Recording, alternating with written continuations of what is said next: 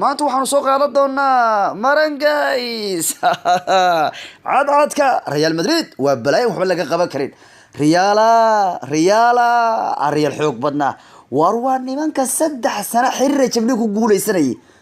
kabtaas ka weyn waaye wax ma laga qaban karo cimaamadaas garabka ma lagu haysan karo taageeranimo waa gooni inaad koox taageerto waa caadi inaad koox kala taageertana waa caadi يا لكن رئيس عيسك اللي قدر هذا الله مرة رئيس عيسك إنه قدر هذا الله مرة لمن كان أنكح الله يا ما أنت مدريد استو وتجين وإحنا مرة قبان كرو كبتاسنا كبوين ويكب كوين ويان هذا ولا كريلاي يشملوا إن كوح سنة حر يقاد ولا كريلاي أيجو مركلا معهم سدح سنة حريرة وأن من كشملوا وقت كان عصري قاضي ويان وعمل لك قبان كرو وقتي بومقابتنا يعني والله ما نهي وقتي كان يعني وقتي هورنا مدريد سنادي وجوري جملوا لقي جري هذا كورنا إيه قصنا ودل دلني يعني حلقة بومقابته أنك الله يعني وقتي هره سدي كن سجال بقول شيء كنت ياكل مرة وقتي أنا كل كبد عقد تكشف كيسنا سان واحد استرادان مقت تايوان وانا في السعودية واحد استرادان حلقة إيشي جيسو حلقة دتك هروا إيشي جيس معنا حلقة ما الله سمايا اللي معنا وقتي أنا عصري جاء أدونك سوق جيدو العقليستي oo Bruno la bartay oo Maxamed Qadar xataa Bruno garaacayo oo Bruno la yaqaan bay 3 sano xiriir jamligu qaadeen maxaad haysay markii ii sheeg kooxina Euro maxaad haysay maradii ka wadrideen nimankan wax ma laga qaban karayo xataa nimankan waqtiga hor marka loo laabto tartanka markii la bilaabay 5 sano ugu horeeyay qaaday nimankan wax ma laga qaban karo nimankan awood waa quwad banaanka taal wayaan madridistaha am xanaaqina ama gafuurka taagta ama guriyanta taariikh wayaan iyagu iska leeyihiin aan wax ka bedeli karo taariikh iyagu leeyihiin baan ku sheegayaa mooyaane aanu kabtaas ima gashno waxaan se ku sheegayaa madridistu inay yihiin dadka loo jirciyay tartankan Champions League inaad qaado waxaan caadi ahayn dadku qaar u ooyaan tartanka in la helo tartankaas sidaas loogu ooynayo ee lagu waalwaalanayo ayagu agtooda waa ka jilcayahay bulukeeti buu ka yahay bulukeeti macnuhu maxay tahay dhismana waa shub dhismana waa bulukeeti dhismaha shubkii dhismaha bulukeeti adag dhismaha shubka adag bulukeeti waa bulukeeti waa wax yar oo hadii lagu soo gama xataan dhaawac badan ku gaarsiinin marka waa bulukeeti yaani waa u jilcayahay tartanka Champions League Madrid marka waa furfurashadii hore Madrid marka ugu waar nimanka ugu awooda badan tartanka Europe ee Champions League waana koox guuleysata bal xusuuso sanadii ugu horeeyay tartanka Champions League la bilaabay 1995 koti 6 koti 7 koti 8 iyo koti 9 shantii san ugu horeeyay Champions League la dhigay iyaga qaaday kuwan wax ma laga qaban karo kuwan waa tageen waxay la ciyaareen sanadkii ugu horeeyay yani markii ugu horeeyay Champions League la bilaabo 4-3 bay ku garaaceen Rennes sanadkii ugu horeeyay Champions League la dhigo iyaga qaatay haddana sanadkii labaad Champions League la dhigo iyaga haddana ka qaaday Fiorentina 2-0 sanadkii saddexaad Champions League la dhigo haddana 3 sano xiriir bay final yimaadeen Milan bay 3-2 ugu qaadeen koobka Real ugu qaadeen kii afraad bay haddana final tageen Rennes bay 2 ugu qaadeen kii shanaad bay final tageen 5 sano xiriir final tageen nimankaas xoog badnaa yaa 5 sano xiriir bay final tageen shantii sano la qaaday kii shanaadna 7-3 bay ku garaaceen kooxda kubadda cagta Frankfurt yaa marka Real Madrid waa kooxdaas macnaa ma ahan koox yaryarow ma ahan waa balaayan wax laga qaban karin waa koox taariikh sumcad weyn kula Champions League wayaan markii tartankan la bilaabi jiray shantii sano ugu horeeyay koobka qaaday shantii sano ugu horeeyba yaa qaadi Real ريال شو نبضنا سيل يليه هو ريال مدريديسته مارينجس ويان هلا مدريد شنتي سنه ugu horeeyay Champions League qaaday markaas Soomaalidu waxay yiraahdeen ma taqaana Maxamed Qadar waqtigaas laakiin waqtigii buu magaabtay yahay adduunka casri jaahil waa adduunka waqtigan adduunku casri yahayna 3 sano xiriir bay Champions League qaadeen iyagu waa Marengis meel looga fakaray ma jirto haddaba aanu dhaadhaco intaas waxay kuwa kan yihiin baan wax kaga tilmaamayo inay yihiin balaayo waaweyn oo wax laga qaban karin waa koox taariikh ah oo caan ah weligeed lama ilaabi doono Marengays waxa la aasaasay sanadii 1902 waa kooxdii ugu horeysay Isbaanar ah oo tartanka Europe lugta saarta gashay sanadii 1905 waa kooxdii ugu horeysay Spain ah ee tartanka Europe ka qayb gashay waxaana Madrid ay yihiin kuwa taariikhda ku guuleystay tartanka Champions League in ka badan koox kasta waxaana Real Madrid haystaa Champions League 13 jeer kooxda ugu soo dhow ku soo xigta waa AC Milan oo 7 jeer haysata يا سدح إيتوان شمليك بيه ستايو مارنجس سيدو كلام واحد يستاهل ليجو صدني سدح شير وانا كحد الليجو وكوك بدنا وهوريالك صدني سدح ليج بيه يستا وانا كحد وجود شمليك وبدن يورو ودنو تمن سدح شير بيه يستان حتى ريال مدريد وكحد ugu qaadista badan ama ugu guulaha badan koobka caalamiga internationalka loo yaqaano koobka caalamiga marka la tirtiriyo xataa Madrid waa ugu badan oo 25 koob oo caalami bay haystaan taas oo ka badan koox kasta oo dunidan ah ninka ugu safashada badan taariikhda Marangues Real weeyana waa Raul Gonzalez oo 740 ciyaarood kooxdan u ciyaaray laga soo bilaabo 94 ilaa 2010 waxaana ninka ugu goolasha badan kooxda Real Madrid uu yahay master lama joojiye warwaake Ronaldo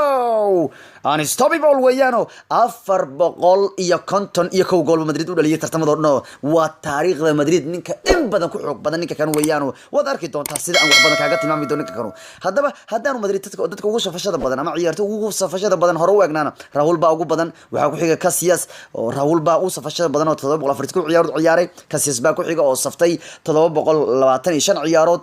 Manuel Sanchez baa saddexaad ku jira Santillana afraad ku jira Ramos wuxuu ku jiraa ninka shanaad ee ugu safashada badan kooxdan Real Madrid taariikhda oo Ramos wuxuu saftay Madridistu 609 ciyaarood Fernando Hierro ayaa ku sixiga iyo Chento iyo Camacho ilaa Piri iyo Michel waa ugu safashada badan haddii aan u soo daadagno recordkiska qaaska ay leedahay Madrid ciyaartoygooda Real waxa weeyaan ciyaartooy ugu koob qaadida badan ama Madrid la qaaday koobka ugu badan waa in la yiraahdo Francisco Chento waa ninka la qaaday 23 koob Madridista ah waliba ninkii ugu daada yaraa Real Madrid u ciyaaray isagoo daayar waxa uu ahaa ninka la oran jiray waa midka yar hadda ama hada ku maqanay Martin Odegaard isagoo wuxuu saftay ciyaartii Getafe 23 May 2005 waxaanu ciyaaray isagoo jira 16 sano 157 maalmood ciyaartoygii ugu daada weynaa ee Madrid u ciyaarana waxa uu ahaa ninkii la oran jiray Frank Busquets waxa uu ciyaaray 1965 ciyaartii La Liga waxaana uu ku ciyaaray waana ciyaar safilay la ciyaareen waxaana uu ku ciyaaray isagoo jira 38 sano iyo 233 maalmood ciyaartoygu ugu safashada badan taariikhda Real Madrid La Liga waa Raul Gonzalez xidiga ugu safashada badan Champions League waa Raul Gonzalez oo waa ninkii la yiraahdo Iker Casillas wuxuu Champions League u ciyaaray Real Madrid 152 ciyaarood xidigaha Real Madrid ugu safashada badan tartanka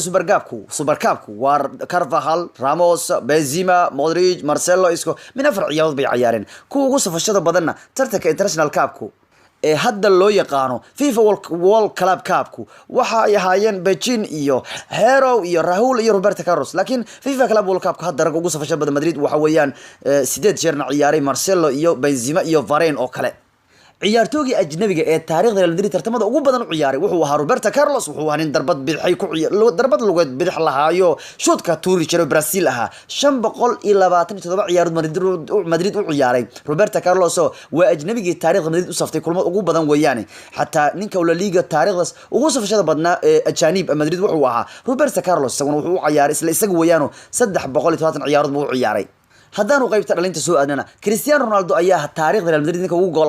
goolalinta badan yani goolasho ugu badan u dhaliyo 450 gool Madrid u dhaliyay waxa ku soo xiga Raul oo u dhaliyay 303 gool waxa ku xiga Di Stefano u dhaliyay 308 gool Santillana baa ku xiga oo dhaliyay 290 gool Busquets baa shanaad ku jira Benzema ayaa lixaad ku jira isna wuxuu dhaliyay 224 gool Sanchez ayaa ku xiga Hugo Sanchez sideedad waxa jooga Chento Peri baa sagaalaad jooga Emiliano Portograno isaguna tobanaad buu jooga Ronaldo laga soo bilaabo 2009 ilaa 2018 buu Madrid ugu dhaliyay 450 gool kanuu Madrid wax badan buu ka sameeyay waliba marka laga hadlayo waa kee ciyaartooyga taariikhda La Liga Madrid ugu goolasho badan isla waa Ronaldo 2009 ilaa 2018 wuxuu Madrid dhexdeeda ugu dhaliyay 381 gool marka labada taariikh ee goolal waa kee xidigii taariikhda Madrid ugu goolasho badan tartamada dhan waa Ronaldo 450 gool buu tartamada dhan ugu dhaliyay waa kee kan La Liga ugu goolasho badnaana waa isla Ronaldo Cristiano wuxuu u dhaliyay 381 gool sidoo kalena waa kee ciyaartoygii Champions League Madrid goolasho ugu badan ugu dhalin isla waa Cristiano Ronaldo intii u dhaxaysay 2009 ilaa 2018 Ronaldo wuxuu Real Madrid u dhaliyay Champions League 105 gool buu dhaliyay waa ninka halka Champions League goolasho ugu badan taariikhda ugu dhaliyay weeyaan ninka wax ma laga qaban kare marka ninkan taariikhda Madrid xoog buu ku haystaayo Champions League ninka ugu goolasho Madridistuna waa isla isaga oo 105 gool uu Champions League ugu dhaliyay arkan tartankaas u jilcay ilaa amarkiis lama joojiye ciltira habeenkiisa waa garna ninkaas habeenkaad u baahan tahay waa ku shaqeynaa ninka ka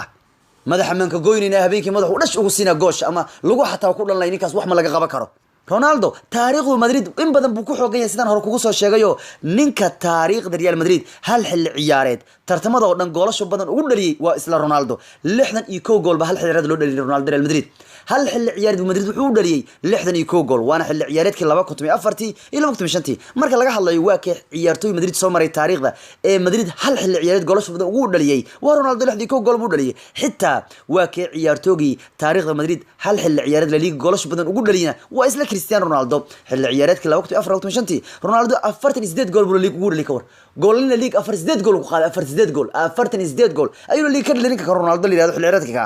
waa ninkii taariikhda Madrid soo maray ee hal xilli ciyaareed horyaalka 48 gool dhaliyay weeyaan وانا نينكا حل حل عيالات مدريد تاريخ الشامليغو غولش ugu badna u dhaliyo waa 17 gool waa record taariikhda Champions lagu haysto isaga waan haysto hal xil ciyaareed in ciyaartoy Champions ka dhaliyo 17 gool wax macquul ma ahan Madrid isaga recordkaas haysta kad kubad cagtan isaga ayaa haysto ma jiro nin 17 gool Champions dhali kara hal xil ciyaareed goolasha ugu badan taariikhda Madrid Champions looga dhalayna isaga baa dhali gruubyada 12 gool buu hal gruubyada ka dhalay xil ciyaareedkii 2005 iyo waa xil ciyaareedkii 2005 iyo 2006 waa ninka hal xil ciyaareed Madrid gruubyada Champions goolasha ugu badan ugu dhaliyay weeyaan sidoo kalena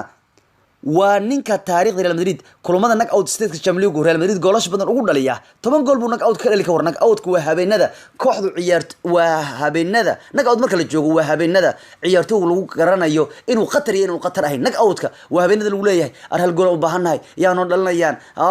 hal gool laga xaq laga soo dhali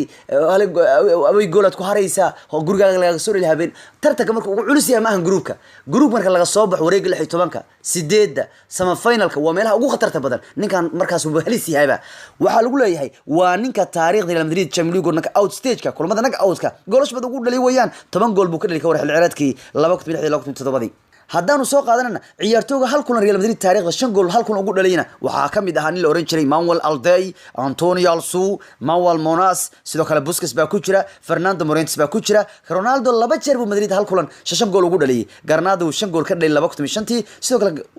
Espanyol buu ka dhaliyay 2005 iyana 5 gool waxa uu Ronaldo yahay ciyaartooyga laba jeer Madrid yaani wuxuu kamid yahay ciyaartooyga 5 gool hal kulan ka dhaliya asagu laba jeer buu sameeyo wuxuu ka kala dhaliyay isagoo Madrid u ciyaaraya Garnadana 5 uu ka dhaliyay Espanyol 5 buu ka dhaliyay ciyaartooyga taariikhda Real Madrid ee hal kulan Champions League gool badan ka dhalina waa isla Cristiano Ronaldo 4 gool buu ka dhaliyay kooxda kubadda cagta ee Malmo ayuu Champions League 4 gool kaga dhaliyay hal habeen ciyaartooyga goolasha Madrid ugu dhaqsiyaha badnaa ciyaar markay bilaabato yaani goolasha dhaqsida lagu dhaliyo waxa hore rekoorka haysta Evan Zamorano oo Sevilla ka dhaliyay 94 goolka ugu dhaqsiyaha badnaa u dhaliyay Madrid oo 13 ilbiriqsi ciyaar socotay gool ka dhaliyay sidoo kalena Ronaldo dalimo weyne ayaa isna 14 ilbiriqsi Madrid gool ugu dhaliyay ciyaarta Atletico Madrid 2003 bay yeedo La Liga buu ahaa marka Zamorano iyo Ronaldo waxay ahaayeen Ronaldo weyne weeyano ciyaartooyga Madrid si dhaqsi gool ugu dhaliya dhaqsiyan yaani ilbiriqsi goolasha ugu dhaqsiyaha badnaa u dhaliyay halka xidigaha taariikhda Real Madrid soo maray ee hadriga ugu dhaqsiyaha badnaa inuu ku dhaliyaa yaani daqiiqada yar ay ku qaadato in hadriga ay ku dhaliyaan 3 gool ku dhaliyaan minad yar ay ku qaadato waxay ahaayeen nin la oran jiray Pablo oo 60kii sida sameeyay iyo Cristiano Ronaldo oo isaguna Garnado kaga dhaliyay hadrig 8 daqiiqo afartii gool ugu dhaqsiyaha badnaana taariikhda Real Madrid waxa uu dhisna u dhaliyay Cristiano Ronaldo maalmo ayuu kaga dhaliyay 20 daqiiqo ayuu maalmo kaga dhaliyay Ronaldo 4 gool xidiga taariikhda Madrid ugu hadriga badanna waa isla Cristiano Ronaldo 44 hadrig buu dhaliyay laga soo bilaabo 2009 ilaa 2008 ninkan Madrid wax badan buu qabsaday Madrid ninkan qalad bay ku ahayd inaysan sagootin oo ay legendnimo u sagootin waxa weeye Madrid qalad bay ku gashay waxa weeye iyagu waxay ku ceebsiin Madrid legendidooda ma xaq dhooraan uma sameeyaan sagootin uma sameeyaan Ronaldo Paris way kala tageen hadda Ronaldo Juventus buu joogayo odagu wax badan buu Madrid u qabtay waa ninka lagu leeyahay ugu hadriga badan taariikhda Madrid tartamada dhan oo yaani tartamada dhan 44 hadrig buu dhaliyay 44 hadrig buu dhaliyay La Liga marka laga hadlo isaga uu hadrig badan oo waxa weeyaan Madrid taariikhdo 34 hadrig La Liga buu dhaliyay ya guud ahaan 44 hadrig buu dhaliyay La Liga 34 tartamada dhan 44 hadriga ninka ugu hadriga badan taariikhda Madrid tartamada dhan waa Ronaldo 44 hadrig ninka ugu hadriga badan La Liga waa isagoo 34 hadrig marka Ronaldo taariikhda Madrid wax badan buu ku leeyahay in hal xilli ciyaareedna hadriga ugu badan Real Madrid loo dhaliyana waa isla Cristiano Ronaldo 8 hadrig buu dhaliyay ka war xilli ciyaareedkii 2004 iyo 2005 ka war marna 4 gool buu hal xilli ciyaareedkaas dhaliyay marna 5 gool buu hal kulan dhaliyay 8 hadrig buu hal xilli ciyaareed ka kacay ninka Ronaldo ka war haddaanu egnana ciyaartooyga Real Madrid iyagoo u ciyaaraya ku guuleystay koobka adduunkana waxaa kamid ah Rafael Varane, Sami Khedira, Arbalo, Ramos, Alonso, Albiol, Casillas, Carlos, Karimbu, Valdano iyo ciyaartooyga loo oran jiray Netzer oo Germany ahaa ciyaartooyga iyagoo Madrid u ciyaaraya ku guuleysteen koobka adduunka waxaa kaloo jira ciyaartooyga Madrid u ciyaarayna ku guuleystay jaa'isada caanka ee Ballon d'Or waxaa kamid ah Alvaro Di Stefano iyo Redmond Koeba iyo Luis Figo iyo Luis Nazario de Lima Ronaldo iyo Fabio Cannavaro iyo Cristiano Ronaldo iyo Luka Modric oo kale isagoo liiska ku jira isagoo Madrid u ciyaaraya ayuu Ballon d'Or ku guuleystay sidoo kalena liiska ciyaartooyga ku guuleystay abaalmarinta Ballon d'Or markii waxa la oran jiray markii hore FIFA World Player of the Year waxa ku guuleystay Madrid iyagoo jooga yaani FIFA World Player of the Year noqday yaani xidig sanadka ugu fiican dunida noqdayna waxa ku guuleystay iyagoo Madrid u ciyaaraya Figo 2-2 Ronaldo 2-2 Zidane 2-3 Fabio Cannavaro 2-6 walow markaas uu Juventus ka imaanay haddaan wadna dhanka xidigii ugu qaalisanaa taariikhda Madrid ay la soo wareegtana wuxuu ahaa Gareth Bale waxa ku xiga hayna Hazard baa xidigii labaad Madrid ugu qaalisanay soo iibsato